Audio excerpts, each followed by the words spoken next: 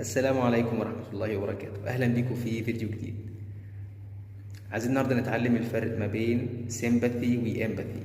sympathy و empathy الكلمتين معناهم تعاطف، ولكن بيعملوا لنا لخبطة جامدة جدا ومبنعرفش نفرق ما بينهم. الأول نبدأ ب sympathy. sharing the feelings of another person، يعني أنا حاسس ومقدر، يعني أنا متعاطف مع الغير، أنا فاهم ومقدر المشكلة اللي أنت فيها، معلش، دي sympathy. نيجي بقى الempathy. empathy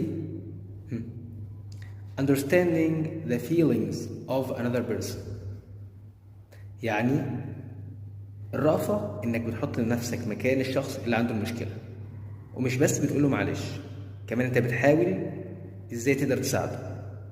ده الفرق ما بين sympathy و empathy.